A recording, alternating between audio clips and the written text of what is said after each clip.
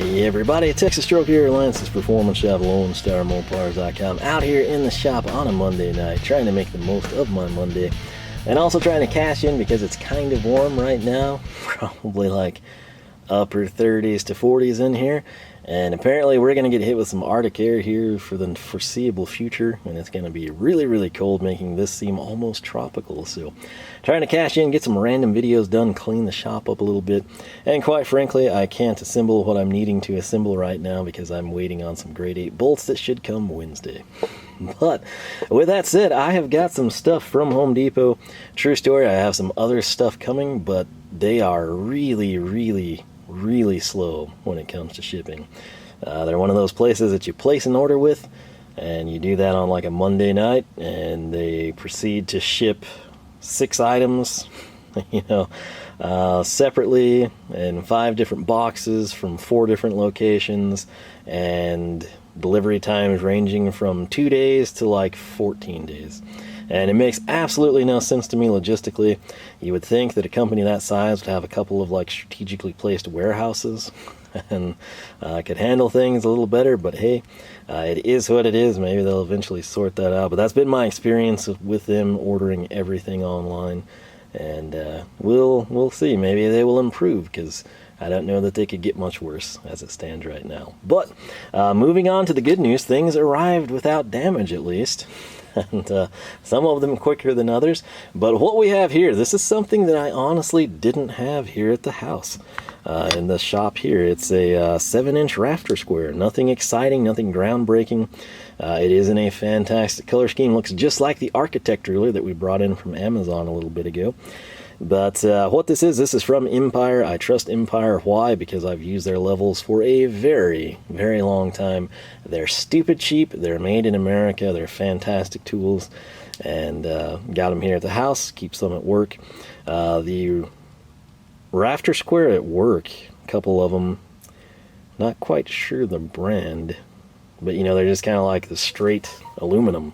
It's got contrast. I personally like the color scheme, and as I've mentioned before, I like white on blue in terms of reading.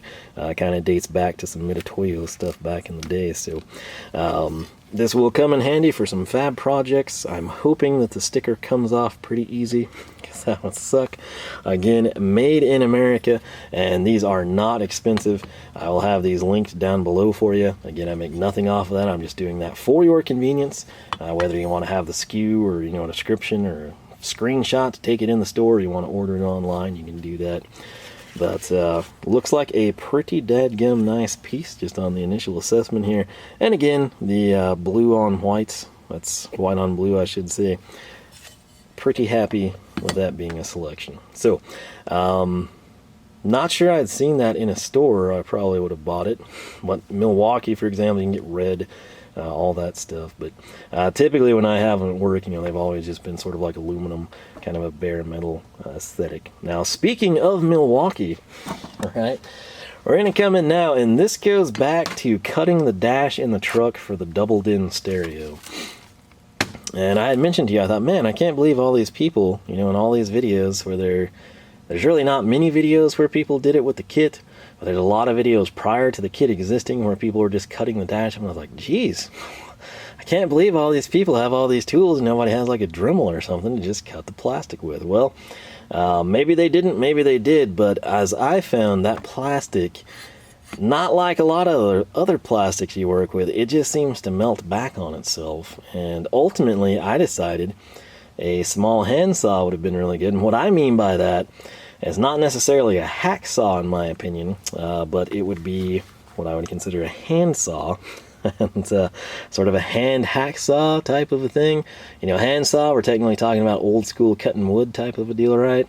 Hacksaw, which typically I have one hanging around here, just to give you an idea, will come in. And this is the one I keep at the bench. Seen its better days, but you get the idea, right? You got your handle here, you've got the beam, it's closed, you've got your adjustability and the blade change there. I tell you right now, if you are still using one of these, right, this style where you've got the wing nut on the back, take a look at some of the current offerings, because while a lot of times things don't improve and don't get better, I honestly have to say, I believe that hacksaws have improved. Number one, the handles are going to be a little bit more comfortable. Let's see what this is. This is from Diston Incorporated, number 328, and it is made in America. All right, let's get that where you can see it. So you got that going for this one. And for what it's worth, this was the style. You know, maybe you get a different handle color, maybe this is painted instead of chrome plated, maybe you've got different blades packaged with one. But that was basically what you had at your big box stores, right? Even your, you know, local mom and pop hardware shops. Couple years ago now, the ones at work, which were kind of like that, the handles were breaking, they were worn out, they get used a lot more than that one. And I was thinking, man, you know, I need to replace these because I was cutting key stock and it was a total pain. It's 1/4 inch key stock and it takes forever because the handle is coming off as you're sawing. And I thought, it's time. You know, we got our money's worth out of these. Let's get something new. The Milwaukee ones, I wish I had one here to show you, and Linux does the same thing. I'm sure some other brands do as well. But they have a quick blade change. Some of them store blades, and more importantly, changing the blade is super, super fast now. And tensioning it, if you want to do that, is easier. It's all sort of lever action like you see here, and the handles, they're a little bit more comfortable, as I mentioned. Now, the selling point here, this is essentially the structure that you saw with that standard hacksaw, but the blade is able to extend past that. The reason that's important is a lot of times this, especially like with interior dash work, is too big of a profile to get in and cut, right? Because you have to understand, you've got to be able to make your cut with this inside because it's all integrated. By this being able to extend past, we're able to cut here, and this would sort of be our stopping point that would constantly bump into. And I believe this adjusts, I think, a decent amount, hopefully a little bit more than that. But there's a lot of times, you know, like if you're having to cut, you know, like all thread or something from a toilet, like in a reno, or your girlfriend is flipping a house and you get tasked with that. It's very difficult to do it with a hacksaw like that, and let's say that there's no electric, you know, this is when you're having to go by hand. Something like this makes quick work of the job, and you can adjust it as needed. So they call this a compact hacksaw. Again, I don't exactly know the terminology to use, but I'm excited to have this because I think it'll come in handy for me. Not going to be an all the time type of a deal. In fact, if I have an option to use the traditional hacksaw, that's what I'm going to do.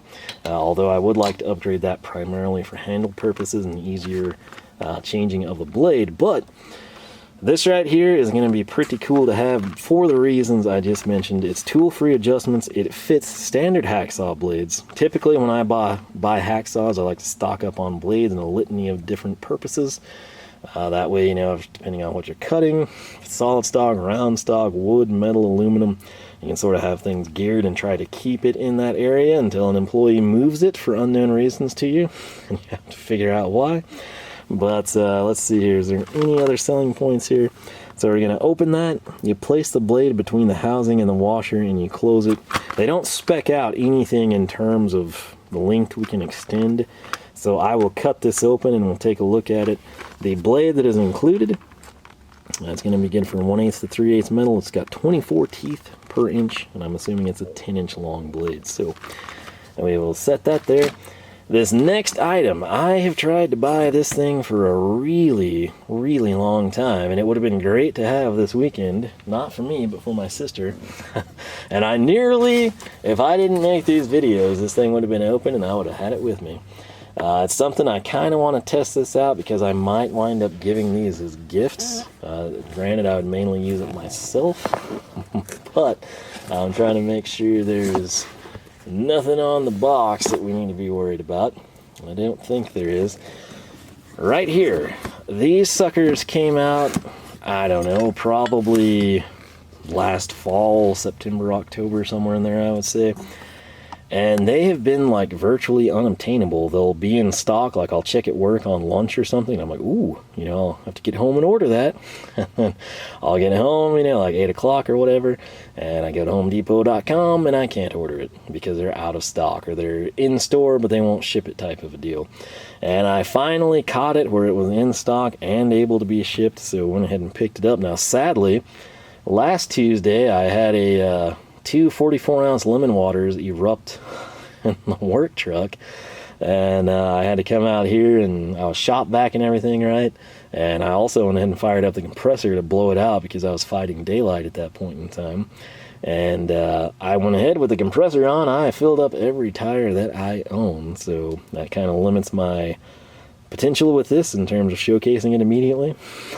So, the idea is that this sucker is going to replace my little Harbor Freight cigarette lighter deal, which actually does work, albeit very, very slowly. It's one of those little yellow pumps, probably from the early 2000s, which again, it's lasted. I'll give it that, but it's just, yeah, a long time you have to wait to put some air back in your tires, you know, at least automotive tires. I'm sure if it was like a golf cart or, you know, something smaller, it would be fine. But this is an 18-volt digital inflator. This is tool only. I want to say it was about $69.99.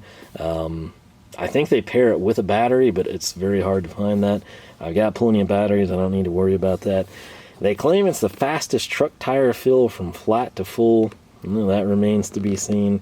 The big thing that worries me about these is, one, the accuracy, and two, the hose coming ripping or wearing off. But that's pretty much it. Hopefully it's easy to register.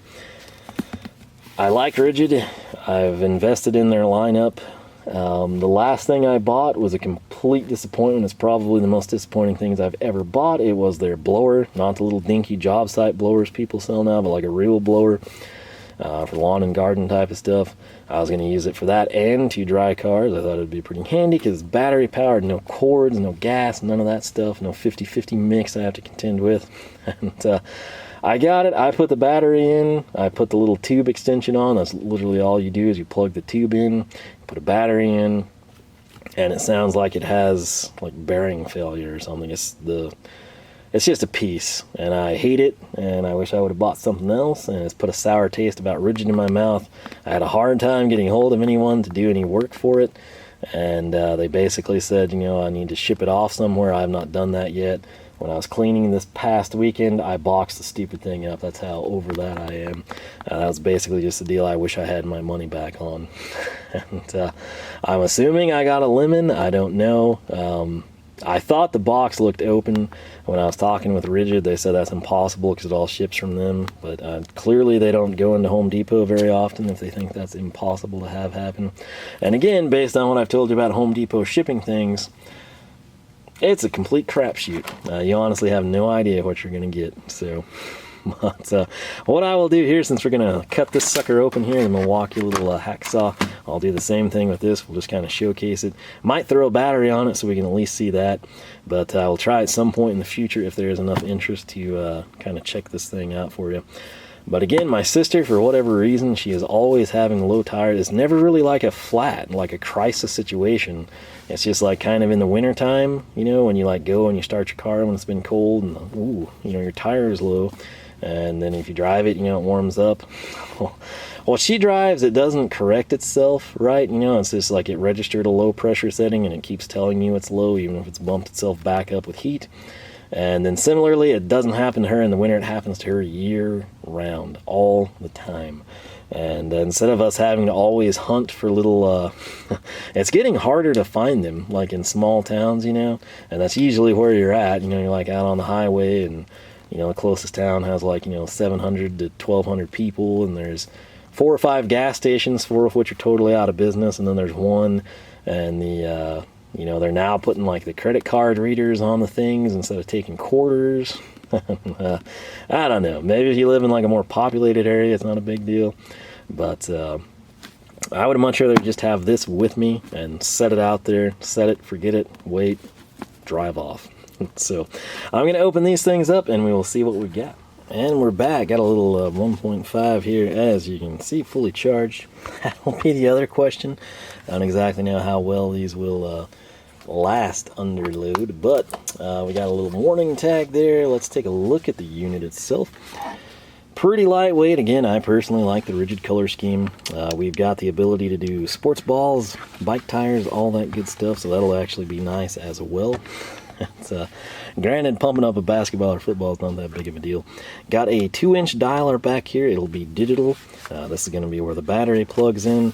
We have got the 20-inch hose, which is fairly nice. This is how it wraps from the factory for storage and for containment.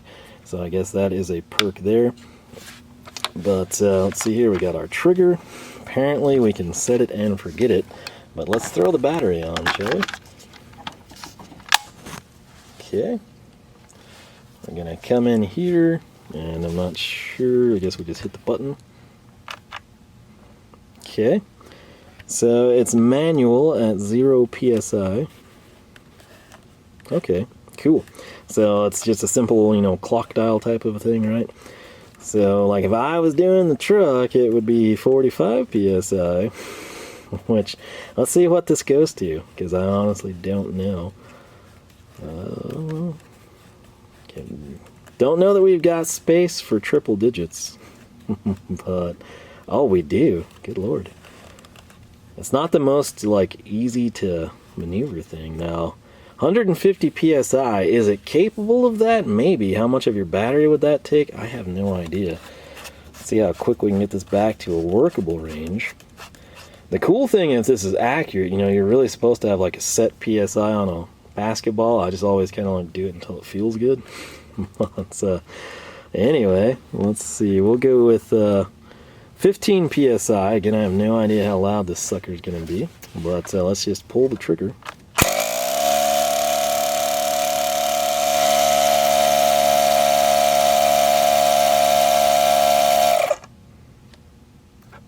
Okay, so fairly loud, but nothing like running a real compressor.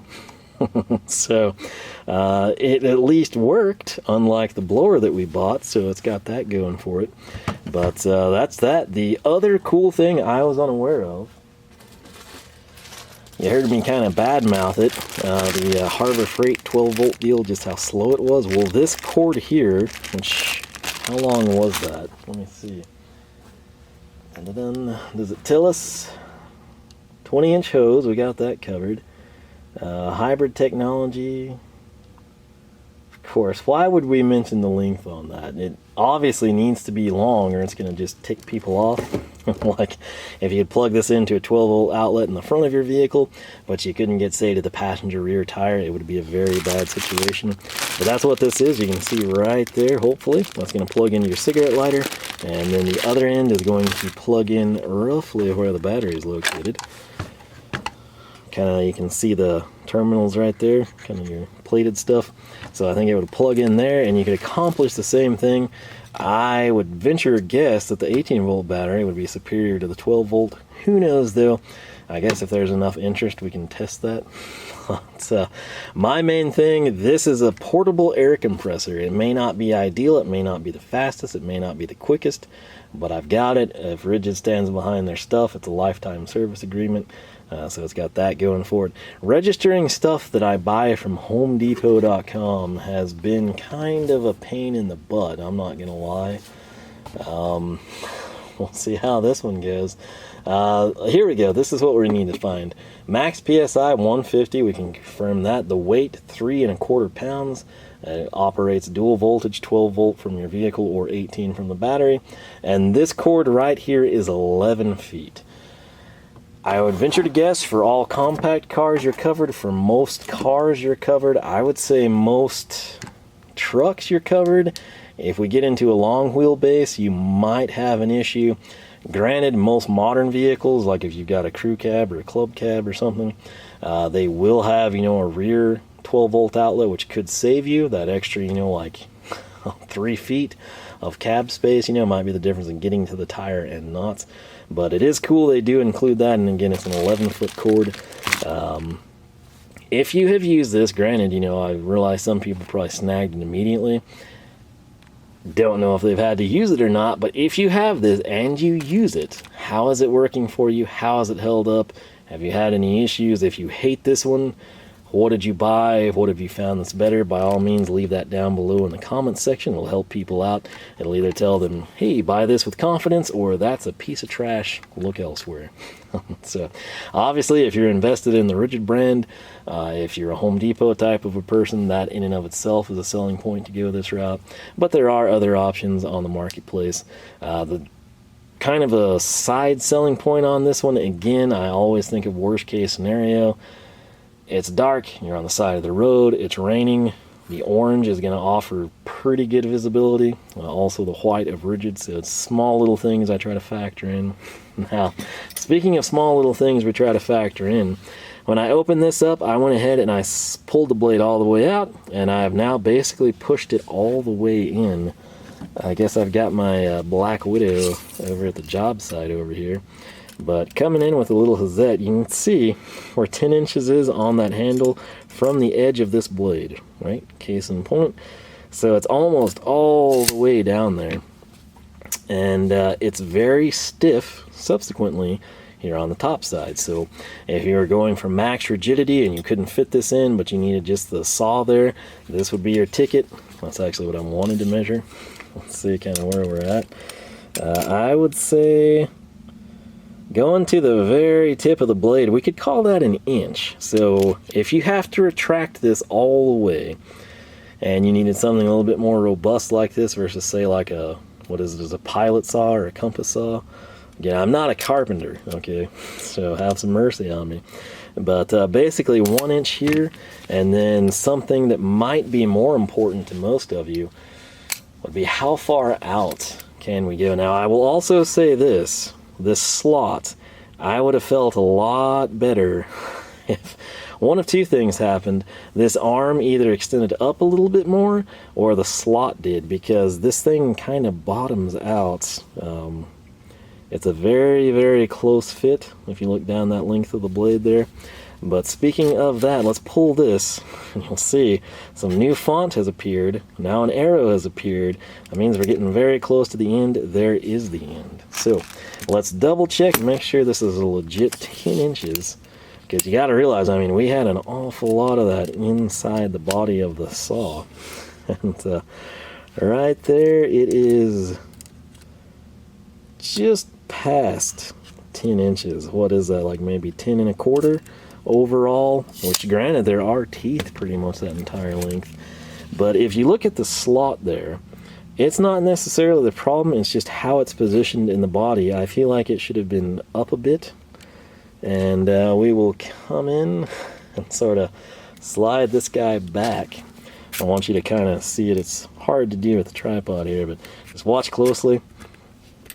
I think I've kind of already cut into the handle, right, from having to do this. And this is out a bit more than it was from the factory. So let's see if we can snap her. Yeah, so it's very solid here. Actually, it's not. I guess we don't have as much in the handle as we should. But again, I'm looking for what can this do if it had to do it and you're willing to work with it, whether you hold here by hand, whether you come around with a pair of needle nose or something with the obstacle you're contending with, or if you're just content with sawing slowly, getting a groove started, and then working a little bit more aggressively. Let's see what we have past the pivot point here. And we're going to call that right in front of 4 inches. So I'm going to say if you've got to retract this all the way because you're cutting something thick that you can't get started, 1 inch. And I'm going to say just we need as much sticking out as we can to access this remote cavity, which again, if you're thinking of real world scenarios, think of a dash. Think of trying to trim the plastic of your dash for a doubled in. That's a situation where you would need the depth here. When I was cleaning, I pulled my din cage down, or I would have one here to kind of showcase that, but probably like, you could call it 4 inches if you wanted to. A more realistic spot, let's try to kind of position this a little bit better. Is that going to be good? And again, this is not the most easy thing to articulate. It doesn't slide like butter, if you catch my drift. I'm not trying to go that far out, but I'm trying not to force it in. I'm trying to go slow, and it seems to be one of those we either go or we don't things right now, which, again, if this was slotted a little bit differently, it might be a different story for us. But let's pull this down. I think that's probably about a sweet spot, somewhere in between the branding and the Milwaukee logo. If you can kind of center that, that's decently strong. Let's kind of measure that again. We're going with 1 inches and 4 inches, and coming off here, I'm gonna call that, what, 2 3/4, right, somewhere in there. So it's, I don't know, you'd almost have to use it, and I think it would come down to the material you're using. With this, with that flex in it, if I get a groove started in plastic, we're home free. If I was trying to cut through like a 5/8 hitch pin, you know, this might not be ideal. But again, are you going to have a 5/8 pin that you're going to need to cut through in this sort of an arrangement? I don't really know. But that is kind of what the tool is capable of. Now, case in point, standard hacksaw here. I want to showcase this to you. That gives you an idea of just how much more compact of a profile we have. And that's, again, kind of the selling point. So, will I need to add a compass saw and a pilot saw? I don't know. This in and of itself would have been really, really nice for that project. And I think it'll come in handy. As long as I remember I have it, which I should, I think we will be okay. But that is about it, because again, I sort of wanted to get this done, and I'm tired of waiting on the other items. They're pushing like 2 weeks now, and I think one's coming Wednesday and one's coming Thursday, but I think it said it was delayed again, so who knows when or if we'll ever see the items. But Ridgid dual hybrid, whatever you want to call it, inflator, 12 volt, 18 volt. If you are not at all invested in Ridgid, you do not own a battery, you do not have a drill driver, you don't have an impact, you don't have any of their stuff, and you think, man, those batteries and chargers are expensive, but I'd really like to try that, that's your ticket. It comes with it. You got an 11-foot cord, plug it into your vehicle's outlet, you're home free. Keep in mind, I know a lot of newer vehicles, again, you're going to have like a traditional 2 or 3 prong plug. This is cigarette lighter based, right? So you'll want to account for that. Otherwise, you might be disappointed. And again, 11 feet is the reach. So, perk of the battery, you can go anywhere, do anything, not constrained to the cord. With this, from your outlet, 11 feet there, and then there's a 20-inch hose on this guy. So that's kind of your maximum reach in your confined, chained power cord situation. Again, I honestly have no idea how long this would take to fill anything. They claim it's fast. Is it? I don't know. But I will probably, the way things go for my sister, I'd say give me a month and this thing will probably be used, assuming I remembered to bring it. So I may try to use it around here just for the heck of it, as needs arise, because again, I think this would be like a really good gift, especially since it comes with this cord. If this didn't come with a cord, you would have to give this to the person and a battery and a charger, but with the cord you can eliminate all that, and then the 69 is all inclusive. And then if it's a deal where they love this thing and they're like, wow, you know, I was always wanting to get, you know, a new drill, a cordless one, and well, hey, you know, Ridgid treated me good here with this inflator. So on that note, that's about all I can tell you about this guy. Hopefully I can go get the thing registered for the LSA. This should be a nice addition to the shop. You know, something you don't really ever think of needing until you need it, and then you regret not having it. So we'll go to town with that. And then this right here is probably the safest bet out of this entire little tool haul. The Empire Rafter Square looks fantastic. Should get years and years of service out of this thing. So pretty excited about that.